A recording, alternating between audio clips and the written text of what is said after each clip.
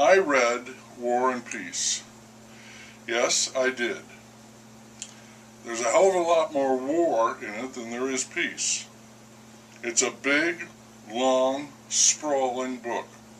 The edition I read was 5 volumes, 3,300 pages. You think you're finished, and there's an epilogue. And the epilogue has chapters. And then there's a second epilogue. I think that people who have read War and Peace are like people who have hiked the Appalachian Trail. They've learned to endure. I believe there should be some kind of patch or medal for people who have read this book cover to cover to cover to cover to cover to cover to cover to cover to cover to cover to cover. Tolstoy said it wasn't a novel, a poem, or a historical chronicle. He didn't say specifically what it was. I think there are over 500 characters in it, some of them real historical figures, others imaginary. Tolstoy, referencing a mathematical model, wrote, "Only by integrating an infinitesimally small unit for observation and finding the sum of these infinitesimals can we hope to arrive at the law of history." His fictional characters were those infinitesimals. With varying success, he worked at creating what he called the legitimate peculiarity of each individual. His characters can be identified by what matters to them. For some, this is consistent. For others, it changes over time and conditions. Some of these desires are money, social advancement, survival, honor, spiritual existence, love, family, or military promotion.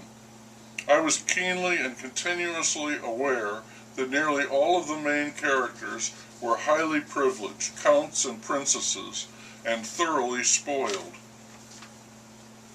Tolstoy is incredibly thorough in his analysis of his characters' actions. When they feel something, we know why, and they certainly weren't living in a vacuum. The background of history, the war, like a great wave or a glacier, sweeps them up in its movement. And the viewpoint is always Russian. Those are our troops, and there is the enemy, the French. He is continually wondering, why do things happen? What is good? What is progress? What is purpose?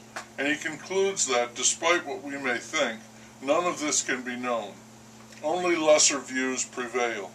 And the beginning of something is not really its beginning. It has precursors. Likewise with ends, they continue. In battle it gets worse. There chaos reigns. He refers to the inevitability of falsehood in military description. He insists that he who plays a part in an historic event never understands its significance. And the conception of a cause is inapplicable to the phenomena we are examining. He is constantly meditating on the relation of history and the individual, especially in answer to the question of why men would ever go to war. He wants to know why rational creatures who possess free will, why would they propel themselves into killing 500,000 people in an event that has no real outcome other than terrible suffering and slaughter, that massive loss of life. No one knew what they were doing, he says. Things happened, and only later a narrative was pasted on the event.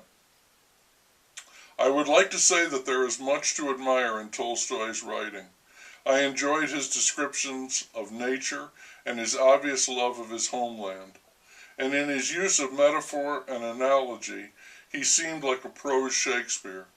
To take one glorious example, he compares an empty Moscow to an empty beehive, and then launches into an extended description of a beehive without a queen, so that his readers will understand exactly what he means by empty.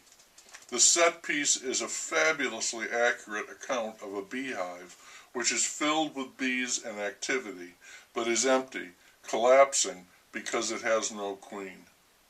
Finally, Tolstoy has an agenda, a bone to pick, several of them, one of which is to constantly challenge history and the historians who have made it. He makes a sport out of mocking them and their work, and which he considers disgraceful and erroneous. His other target is Napoleon and the genius of Napoleon, one of the heroes of history. Tolstoy sees him only as one of the blind tools of history, a delusional figure, one whom success led to destruction, a pasty, hairy, egotistical fat man. He says that Moscow was not defended because it could not be done without the loss of the Russian army, so it was left to the French. However, the decision not to defend Moscow was oddly, very oddly, not only correct, but also patriotic. Taking it led to the bitter end of the French. All the Russian troops had to do was follow them out of the country as they melted away, dying by the thousands. But why? Why would men willingly participate in such a devastating, horrifying event? It was, Tolstoy concludes, just another monstrosity committed for the public welfare, the good of the people. Then, as now, as ever, it isn't so much what a thing is as how it is framed. Firm belief in a good cause allows us to do any amount of damage.